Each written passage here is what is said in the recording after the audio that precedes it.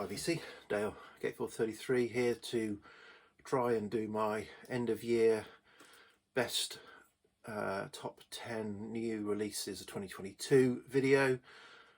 So yeah, I posted a video yesterday on my loss in the collection, and thanks to everyone who sent some kind comments. I'm feeling a bit better, still feeling rough, but let's crack on. So I want to get this done. It's New Year's Eve.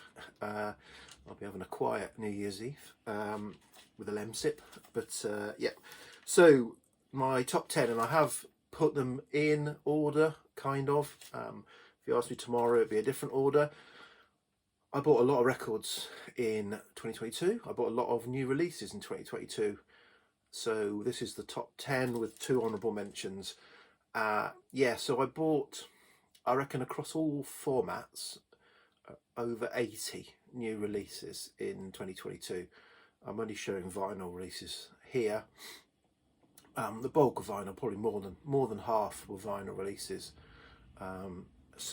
Yeah, so a lot to choose from, and partly because I follow labels, and I'll explain a bit more as we get to that. So yeah, so a couple of honourable mentions we'll start with. So this was an early release in the year, came out in January, and I was convinced it would be in the top 10. This is on a label that I follow. Spun Out of Control is the label. They typically issue cassettes of imagined horror soundtracks, sort of dark analog ambient synth stuff, which I quite enjoy. I've got a few of their cassettes, but they do obviously release a number of records as well. So this came out in January. This is Stylophonica is the title, by the Kingston University Stylophone Orchestra. So I showed this at the time. So the stylophone, you can't really see it there, was a 70s weird kind of cheap musical instrument, and yeah, and this university orchestra is literally lots of people multi-layering stylophone, and there are a few other related, like the theremin and stuff like that in the music they do. So there's a certain type of music that lends itself to that, and so this is a couple of, and the reason this has not probably made it into the top 10 is because there are a couple of original tracks on this, and the rest are covers of sort of tracks that you would think would suit the stylophone. So you've got Oxygen Part 4, you've got Blade Runner, you've got Space Oddity. So yeah, so it's still brings a smile to my face, the concept of this. Very clever, very interesting. Good luck to them. And I think they have toured this quite a lot, or certainly performed this quite a lot over the year. They have sort of got a little bit of success out of it, so good luck to them. So that is my first honourable mention. Second honourable mention is for this. This is David Longdon. Door One is the name of the album. So this came out towards the end of the year, October, I think, and this is a posthumous album. So David Longdon, who was the lead singer of Big Big Train, a UK neo-prog band that I really love, and I love the period that he was the lead singer from about 2007, I want to say, onwards. I've got all the albums from that period. Yeah, he was tragically killed in an accident towards the end of last year, about November time, I think. And this album was pretty much, I think, recorded, and I think the family agreed for it to be put out. And I think friends and band members from Big Big Train kind of did a bit of finishing off on it. But it came out October, November time. And it's a great album, a great David Longdon album, very Big Big Train-ish, slightly more stripped back, obviously not as symphonic and orchestral as Big Big Train albums. So yeah, it's very sad that there'll be no more music from David Longdon, but nice to have this. So very good album. Didn't quite get into the top 10, but I wanted to show it. Okay, into the top 10 itself, and this one I'm putting in at number 10. I've not had it very long, and I'm still making my mind up on it. This is the second in a trilogy of albums, I think, by Waves Blood. This is, I got this from my local record shop. This is the Loser edition on clear vinyl. I'm not going to show the clear vinyl. Yeah, and In the Darkness, Hearts Aglow. It's a lovely, layered, lush, textured, beautiful, ethereal record. It's the second, as I said, in a trilogy. Titanic Rising was 2019, I think, and that was probably my album of 2019, or certainly at top three. And this is a really good follow-up, really strong. Is it as strong? I'm not quite sure. I need to live with it a bit longer, but I've put it in the top 10 for now. It is, as I say, a very beautiful album, but I'm still absorbing it. But lovely, lovely record by Ways Blood. Okay, number 9, and some of these I should have said, some of these are not just going to be artists that have made the top 10, they're going to be labels that have made the top 10, because I do tend to follow labels as sort of almost as much as I follow artists, particularly in the ambient synth, analog synth, hauntology, instrumental world that I seem to have been inhabiting for a few years now. So this is number 9 is as much a selection for Ghostbox Records as it is for this record, this album. It's a double 10-inch release. So this is on the Ghostbox label. This is the Advisory Circle, which is one of the names that Kate Brooks uses for her music. This is called, so the Advisory Circle has been a one of the kind of early artists released on the Ghostbox label, which has been going for almost 20 years, or certainly been releasing for around 20 years, and they're re-releasing. So yeah, so Jim Jupp and Julian House. Julian House typically does the artwork. This is a Julian House art designed sleeve, and this is, yeah, synth, instrumental, lovely, sounds like the cover. I say that all the time, sounds like the cover. But yeah, good album. And yeah, I've bought probably three Ghostbox releases this year of their new music, and I'm buying they're reissuing their back catalogue, which is going to cost me money next year, and so I'm also buying that. But yeah, so yeah, Ghostbox is Julian House and Jim Jupp. Julian House does the artwork and is responsible for one artist that I can't remember, and Jim Jupp, also Belbury Polly, he does music under.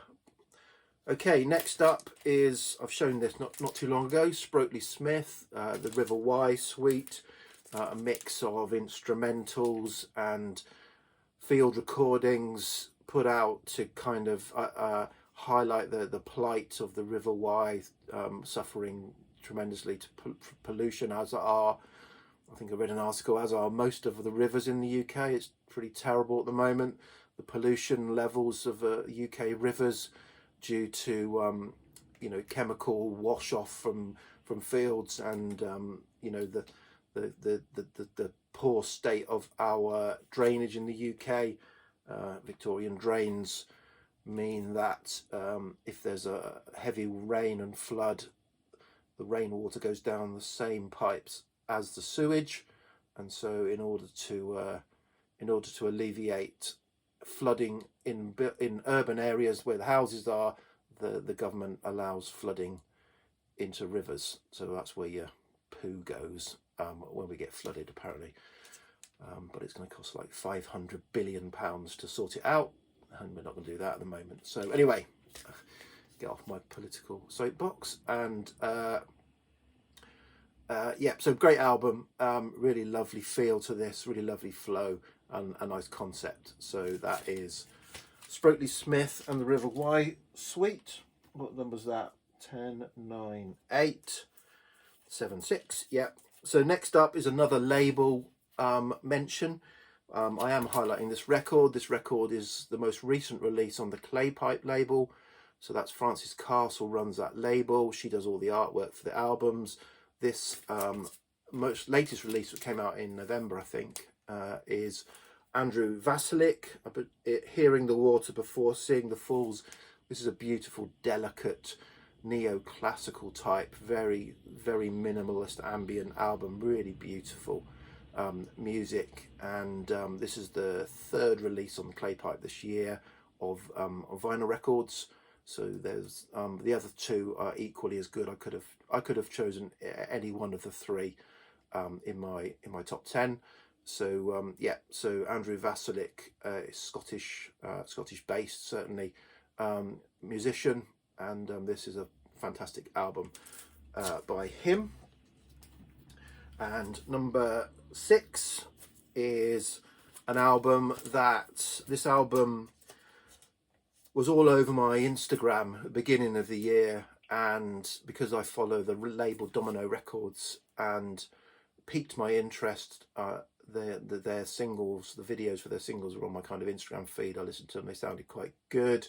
I bought the record when it came out from my local record shop.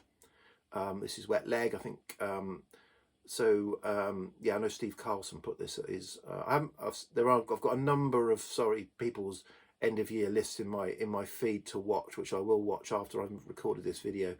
I have watched Steve's, and I have saw that this is his number 1, so I did comment that it would be in my top 10. Coming in at number 6 is Wet Leg. Yeah, so I bought this when it came out from my local record shop, as I said. So they're from, they're local to me, if you like.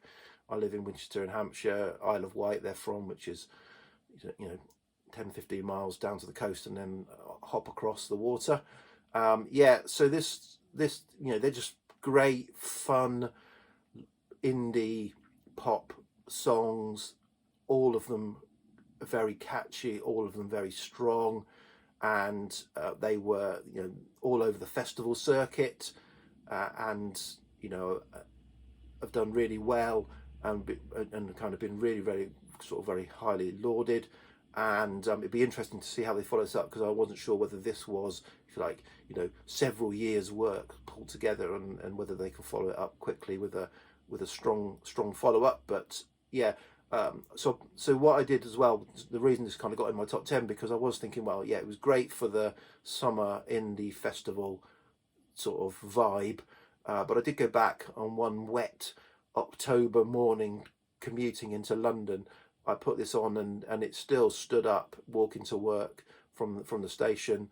It stood up as still a really strong album with really strong songs, catchy songs. So yeah, Wet Leg coming in at number 6. Okay, top 5, and this one, I don't think I've shown this one. So this is the new album by the Unthanks, so the Unthanks sisters, and Becky and Rachel.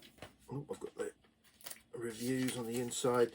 So this, I pre-ordered this, seems like forever ago, certainly maybe right at the beginning of the year, maybe even the end of last year, I can't remember, certainly probably the beginning of the year. It came out again towards the end of the year, October, November time, on vinyl. Sorrows Away. Rachel and Becky Unthank from the northeast of England. It's a double album, but it's 3 sides with an etching. There they go, beautiful traditional folk.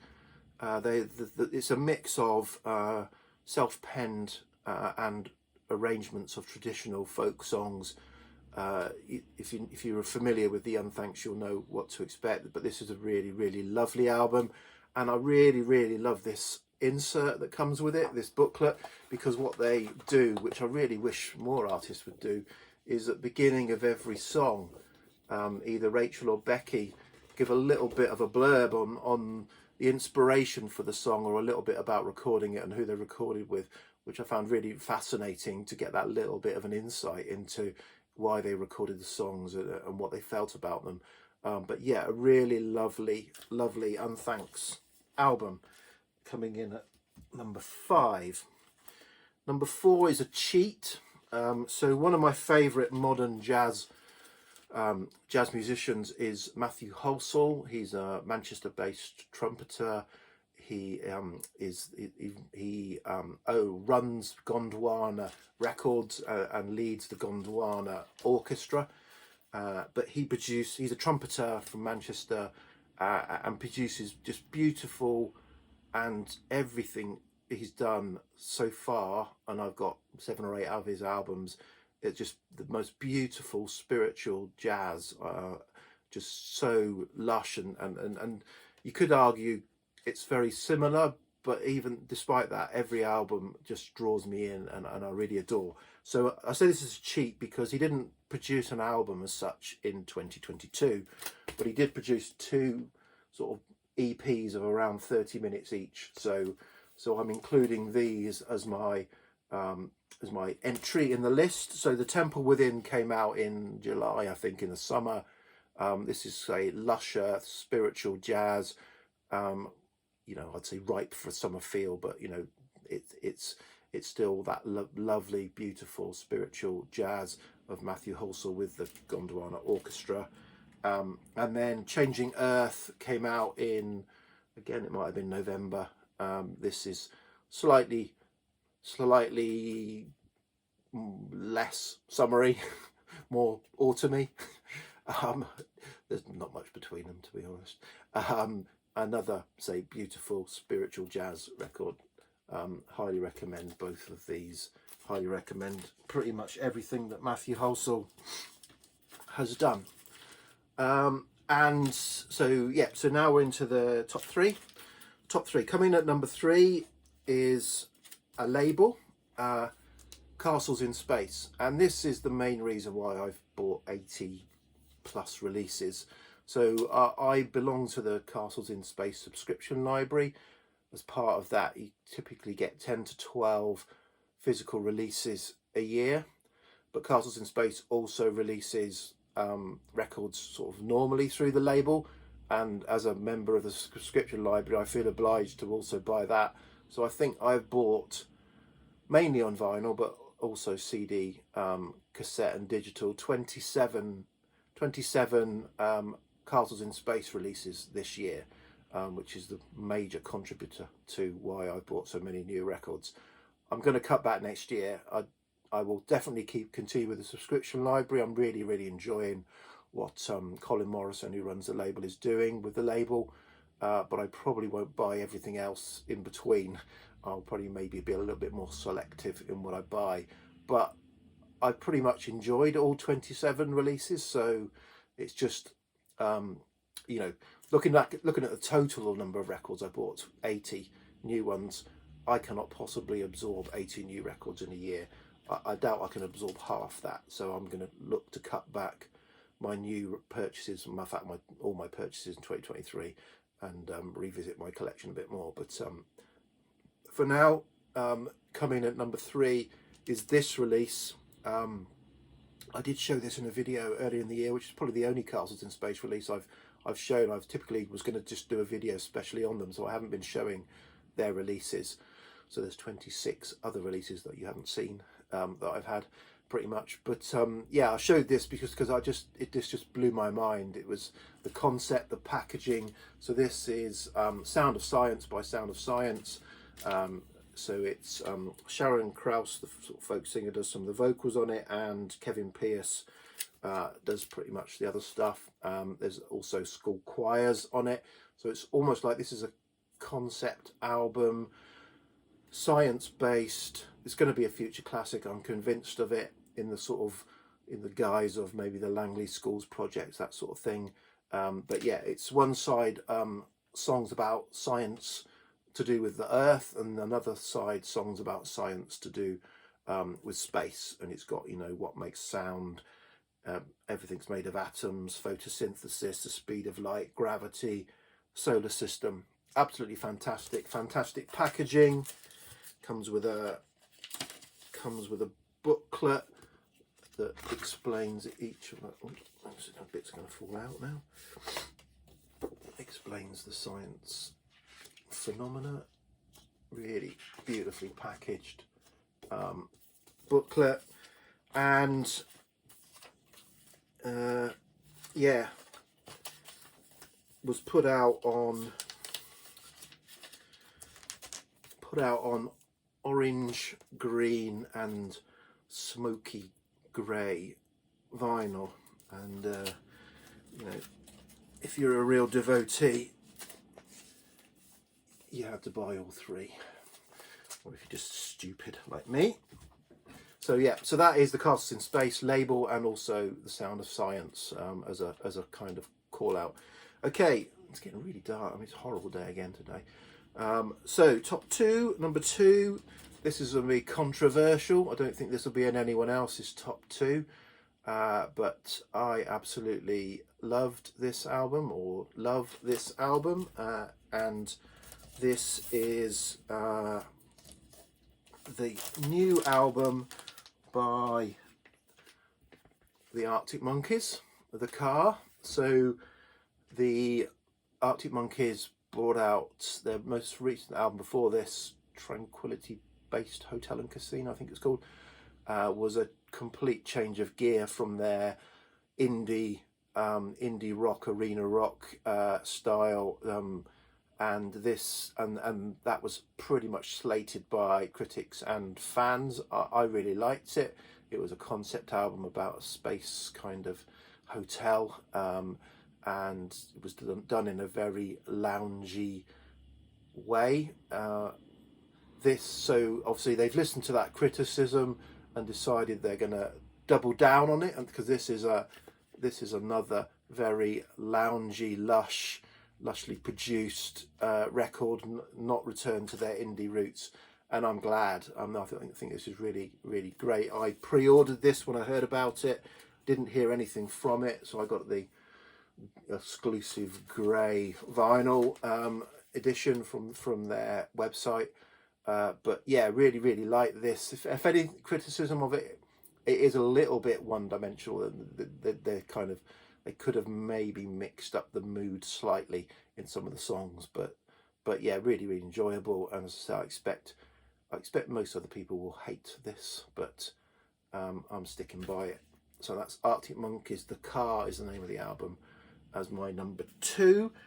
And it's all arbitrary, as the order could be anything. And number one is this. This is called Patterns by the Test Card. Was it the Test Card or just Test Card?